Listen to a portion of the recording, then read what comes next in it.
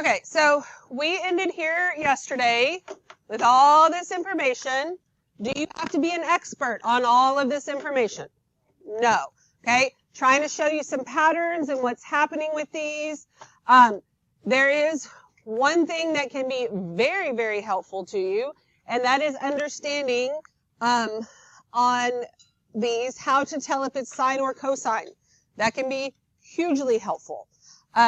We are going to work these questions with that knowledge, but we're also going to look at these questions with what if we didn't know? What if we don't remember? What if we're not confident because now we're confused and it's the end of the test and your brain is fried or whatever, so that we have some options here. So here is the first example. So it says it says when working with multiple choice questions, it is advantageous to evaluate the function at several values of theta, okay? Unless you know some other stuff, right? And then kind of using our answers. So we're going to, like I said, we're going to do both just to make sure that we understand how this works. So looking at this rose, do you think that this is a sine or a cosine? Sine. Because with the roses, with anything with petals, you ask yourself, do I have a petal on the x-axis? If the answer is yes, it's cosine. If the answer is no, it is sine. So this is a sine graph, which, if we know that, we can, well, if I had a pen, then we can cancel those two out. But like I said, we're also going to work through those because, just in case, so we know what to do if we need to do it. We're going to substitute in some things here. And so it says the figure shows the graph of the polar function, r equals f of theta. Okay, we're trying to figure out what the expression is. So I'm going to pick just an easy point. All right, so I'm going to pick this point here. All right, just pick that. What angle is that? Pi 6. Okay, so that ordered pair right there is 3 pi 6. Okay, and then we're going to substitute pi 6 into these and see what happens. So let's start with the ones we already pretty much know don't work. So if I take negative 3 times the cosine of 3 times pi 6, because that's 3 theta, pi 6, right? What's 3 times pi 6? Pi halves. Okay, so negative 3 times the cosine of pi halves. What's the cosine of pi halves? 0, so this gives me 0. So then I can say, all right, when my angle is at pi 6, I'm not at 0, I'm at 3, so I don't like that one, right? Then the same thing would happen here, because, okay, we have pi 6, but 3 theta is 3 times pi 6, okay, because these all have a 3 theta in them, which is equal to pi halves. So instead of substituting in pi 6 anymore, I'm going to substitute in pi halves. It's not that I'm changing the angle, it's that I'm already saying, hey, we already multiplied by 3. You with me on that? So I don't have to do it every single time. So then this one would give me 3 times the cosine of pi halves, which is also 0. Here, I would get negative 3 times the sine of pi halves. What's the sine of pi halves? 1, so that's negative 3. And then 3 times the sine of pi halves will give me 3. Okay, so just by substituting in pi 6, these are the answers that I get. I'm actually looking for 3 pi 6, so what's my answer? A. It's the one that gives me the 3. Okay? Make sense? Questions? All right. Grab the next sheet of paper. This is going on page 106 when we're done.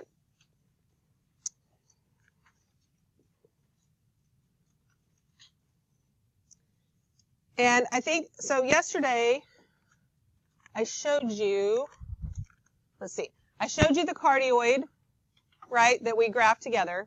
So let's look at what we just did here with this rose, because I want you to see how they get graphed. Remember, you're going to have a little blue circle in the middle that tells you how much of the unit circle we've used. And then this is going to be our rectangular version and then our polar version. So if I go from 0 to pi halves and substitute stuff into that equation that we just had, that's how much gets graphed. And then if I go pi halves to pi, I actually get the rest of it. And I've only gone through half of the unit circle, and it has to do with the period and all that kind of stuff. And then if I keep going, then I'm just drawing back over it, basically. Just like this repeats, that repeats over there. Okay? So that's how they get graphed. All right, back over here. So this one, what is this called? You got your chart you can look at. What's it called? Thank you. Limison with an inner loop? Yes? You don't have to know the names. Nobody's going to quiz you on the names, but you have them in front of you, so we're at least going to talk about them. All right. So, do you think this is sine or cosine? Sine. Positive or negative? There's your answer. Just knowing that much. Okay, but that's given these answer choices. What if all the answer choices had a negative sign in them, right? Then we need to know what to do and how to do it. So we're gonna look at this. So I'm gonna take that back off. You don't have to erase yours, but I'm gonna erase mine. We're gonna pretend like we don't know, but we do. Like we could be done with this if we're confident in what we know. And these were the specific answer choices. So let's pick this point here. Okay. So that point is, what's the angle? 3 pi halves. So this is 6, 3 pi halves. Okay. Let's see what happens here. So if I put in 3 pi halves, I'm not having to multiply anything here. So I'm going to have 2 plus 4 times, what's the sign of 3 pi halves? -1. So this gives me a -2. So if I go to 3 pi halves, and I have a radius of -2, I go the opposite way, and I end up right there. Clearly, that's not my answer, right? That's how I can tell from that. I've got 2, so then this is 2 minus 4 times -1. And that gives me a 6, which is what I was looking for. 3 pi halves 6, right? So I'm good with that. But look what happens here. 2 plus, what's 4, or what is the cosine of 3 pi halves? 0. So this gives me 2. This will also give me 2. Now, although I was looking for this point, is 3 pi halves 2 also on there? Look, or 2 3 pi halves. If I go to 3 pi halves, I have 2. So I'm going to say those are both on there as well. So if I don't know the difference, then I need to check something else. So since I think that, I'm pretty confident that this is the right answer, but let's use pi halves instead and see what happens. So if I use pi halves instead, use pi halves instead of 3 pi halves, this will give me 2 minus 4 times, what is the sign of pi halves? 1. And that gives me a -2. Well, if I go to pi halves, and I have a radius of -2, I end up there. That's on my graph. So I still like B. And then if I do 2 plus, what's the 4 times, what's the cosine of pi halves? 0. So that's going to give me 2 again. Well, when I go to pi halves, 2 is not an answer. And then the same thing's going to happen here, and I get 2 again. So that allows me to mark those off. So sometimes you might have to substitute in more than one value to check them. Okay, we good on that? And you can't bank on just being able to eliminate them like we did at the very beginning of this question, because if I change the answer choices, I could change them to where they wouldn't all eliminate like that. Okay, that's why we have to have another way to look at it. What questions you got? All right, good deal. So then let's look at this limison and how it gets graphed.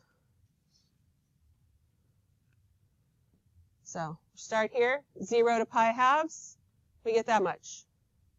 And if I go to pi, I get that much. Got the loop and the little top of that, and then keep going, and I get the rest of it.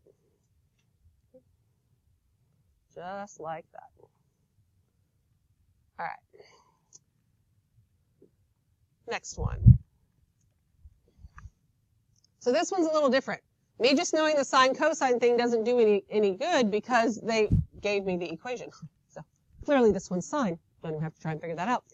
But I'm going to have to check some values here because what it's asking me, it says, so this is shown in the polar coordinate system, and it says theta is between A and B, and that, so I've only graphed part of it, and I know that A is going to be less than B, and A and B are between 0 and 2 pi.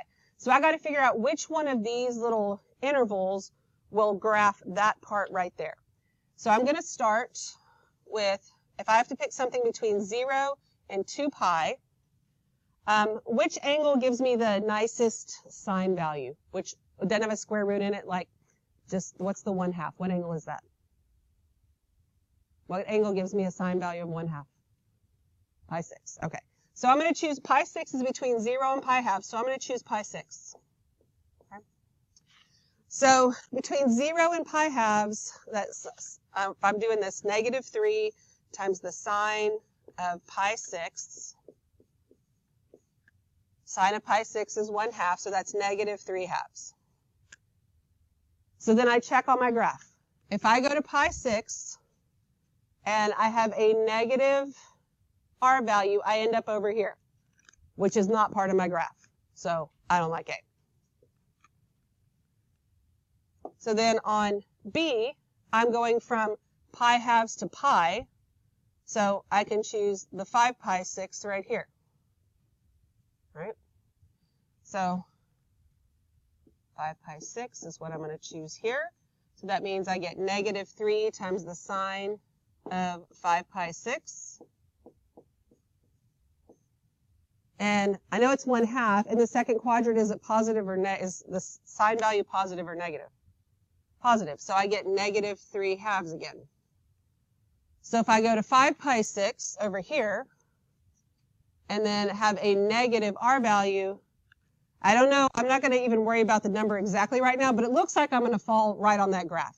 If I find another one that I feel like ends up over there, then I might go back and actually investigate the actual value, but I kind of like B so far. I'm not going to get rid of it at least.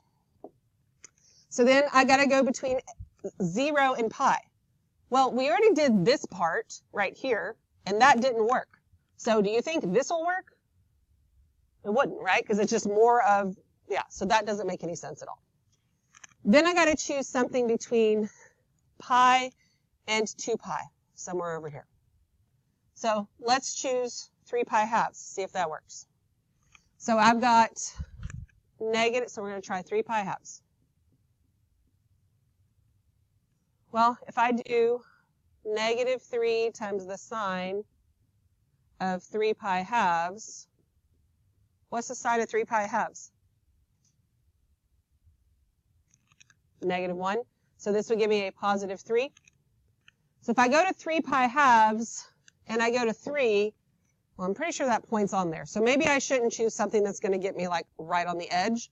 So maybe I choose something else. Let me choose the 5 pi or the 7 pi 6 right here. So let's try another one. Let's try 7 pi 6.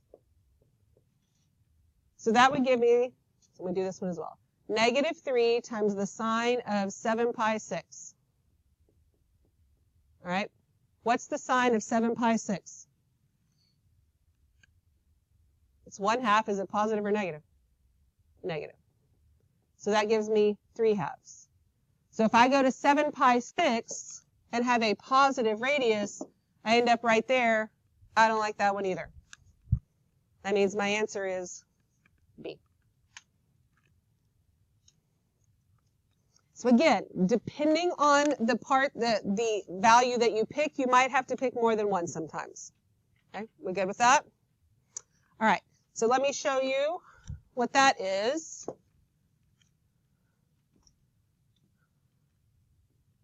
So we are graphing a circle, so I want you to see that much. But look, I go from 0 to pi halves, I get that half of the circle.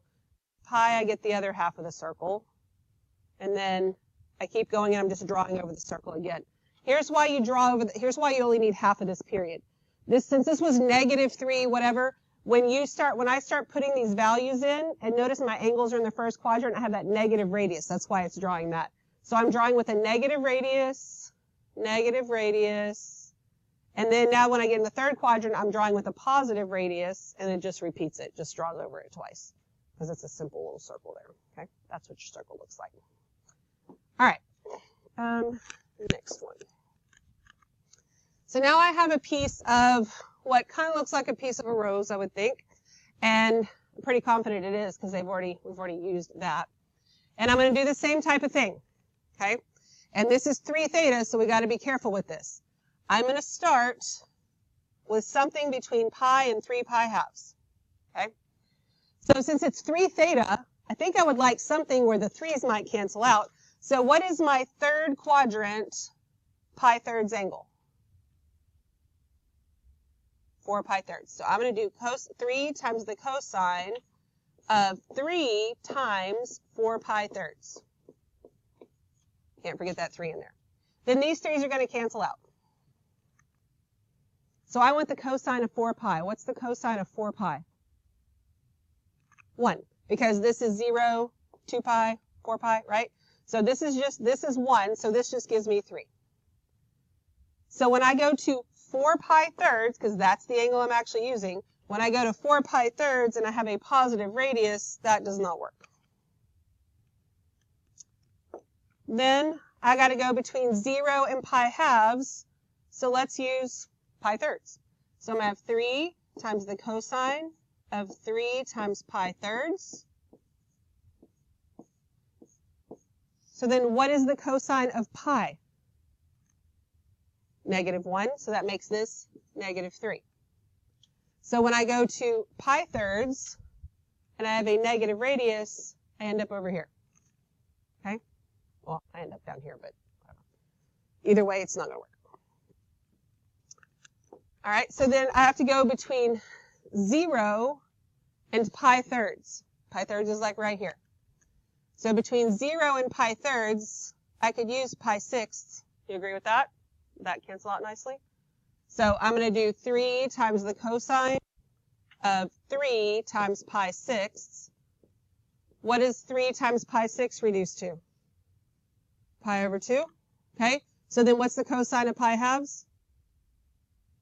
0, so this is just 0. So at pi sixths, which is right here, it says I'm at 0, which 0 can be a little like, am I really there? Not sure. I think so. I don't hate it, don't love it, still need to check D. So we're going to leave that there. Let's look at D. So on D, I have to choose something between 0 and pi sixths. What's between 0 and pi sixths? Pi twelfths. Very good. So if I do 3 times the cosine of 3 times pi twelfths, what does that reduce to? Pi fourths. So that's 3 times the square root of 2 over 2. So at pi sixths, and that's not a value you necessarily know, and that's okay. But at I'm not at pi sixths, at pi twelfths, I'm at 3 square roots of 2 over 2. Like, I think I would hit this graph. So I think that one's good, but I still don't know, not quite sure about C. So with C, since I was supposed to pick something between 0 and pi thirds, and I picked pi 6. One of the reasons that the pi 6 is ending up weird is because it's part of this domain over here. So what could I choose between those two? Pi fourths. So let's try pi fourths. So again, sometimes you got to try more than one. So we're going to do 3 times the cosine of 3 times pi fourths, which is 3 pi fourths, right? So what's the cosine of 3 pi fourths?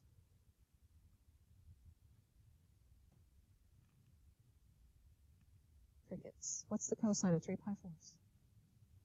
Negative square root of 2 over 2. So it's negative 3 square roots of 2 over 2. So if I go to pi fourths, and I have a negative radius, I end up over here, so I really think I don't like C, and my answer is D. What questions do you have? Okay. So this last one, we're going to do on the calculator. Oh, actually, I wanted to, well, no, we'll look at that in a minute. We're going to do this one on the calculator. So let's talk about what the question says first. It says that the figure shows the graph of the polar function, this right here, in the polar coordinate system for 0 to 2 pi. There are 4 points labeled. You see the 4 points there. If the domain is restricted to this, the portion of the given graph consists of 2 pieces. One of those pieces is the portion of the graph in quadrant 3 from C to D, but we don't know if it's C to D this way or C to D this way, because we just don't have that much of an understanding of polar yet, which is fine. And so then we're supposed to figure out which is the remaining piece. So let's go graph this on your calculator. So when you turn it on, you want to say new and then no.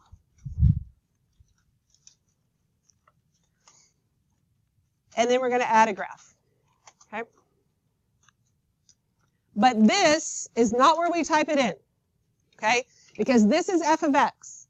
And this is we're graphing polar, which is r of theta. I know it says like f of theta, but it equals r. This is the rectangular coordinate system, not where I want to graph it. So we need to fix that. And the good news is when we change it to polar, when you do another new document, it puts it all back. So you don't have to like put all your settings back. You're good because you're not going to graph polar a ton. So we're going to hit menu. So what we want to change is the way that we enter our graph, right? So it is graph entry edit, which is 3. And then what do you think we're going to choose? 5 for polar, right? We want polar. Now it looks like this. Okay? So we're going to type in, and let me make sure you all know where all the keys are. So we're going to do 3. I want cosine. So right next to the 7, there's that trig button. You hit the trig button and choose cosine. And then 3, and it's not x, it is theta. So down here next to the H key, there's a pi key with an arrow. If you click on the pi key, you get those options, and one of them is theta, and we choose theta. What's underneath it is the domain restriction, which is 0 to 2 pi. Okay? And it's actually 2 pi, even though you only see 6.28. That's part of it, but that is 2 pi, and we don't care about the step. So we all got that? We found all the buttons? Okay, so we hit enter. Bam. So that's all fine and great, but they actually gave me that graph, so like, how's that going to help me, right? So one of the good things about those old crappy calculators they give y'all for testing is that the operating systems they're a lot more archaic, and so when you graph these types of things on there, you actually see it graph because it's so slow to do it and just pop up like this, and then we might be able to figure it out from there. But we can still figure this out. So it tells us here that we are restricting to this. So we are going to fix that. What button do I push to get back to where I entered my graphs? Tab. And then don't do what I do almost every time I do this, is change anything here because I see stuff. I'm thinking it's I don't even have a function there. So arrow up, and then we're going to change it. And so then you can arrow over to here, and instead of 0 to 2 pi, it is pi thirds. So I'm going to hit delete on that 0, put in my fraction, and I want it to be pi thirds, and then come over here, delete that out, and make that 2 pi thirds. 2 pi thirds. Okay. Anybody have any questions about buttons or anything? If I lost you somewhere, speak now. And don't worry about the step, because it's fine. We're all good. So then you can just hit enter, and it's only giving you that piece. So now, when I go back to this, I know that the part that I have is from C to D. It's this part, and then that part. So I already know it was C to D. The other part that I have that looks like that is D to A, and my answer is C. Okay. What questions do you have? All right, so we absolutely have to know how to do this on the calculator, but we're not going to, again, we're not doing tons and tons of stuff with that, but y'all good over there? There's a bug. He's saving your life. What a gentleman. We appreciate you. But I want to show you this. This is how the rows gets graphed. Okay, so it gets graphed like this. And then, so look, here is pi thirds. So here's your pi thirds to 2 pi thirds is right there. And then it keeps going. Okay, and again, it just draws over itself again. We have to know how to use the calculator. I'm going to share this with you tomorrow because it's in Desmos. And I have it set up with the ones for the notes. That's why I did it that way. But when you actually get this, you can change whatever's right here to whatever you want. Okay, so I want you doing the assignment with the calculator because, again, you need to know how to do that. But I'm going to give you another thing tomorrow because I meant to do it today and I didn't make the copies because I fail at everything anymore. But it's fine. You didn't need it today anyway. When we talked about basic polar graphs, we didn't talk about lines in the polar coordinate system or the other basic circles because, honestly, I didn't think it was part of what you needed to know, so I didn't think it was necessary. But then as I've looked back through stuff, I was like, I think there might be some stuff in there. So I don't want to take another class day to do that because it would take, it's not going to take forever to do it, but knowing me, I would over-explain everything and then it would take too long. So I'm going to give you something that we normally do in class before we talk about any of the rest of this stuff. And the instructions at the top say, use your calculator to graph these and then just transfer them to the paper and kind of look at the patterns. And if you don't want to use the calculator to do that, you could do them on here because one of the good things about doing them on here is when you type it in and you do this, you can actually see how it gets graphed too. And I think that there's some power in that too, and it's kind of interesting. So and you can do that however you want with the calculator or with this, but I will give you all that stuff tomorrow and you're just going to do that on your own. It won't take you that long. It really won't. But I want to get into the review and finish the material and stuff.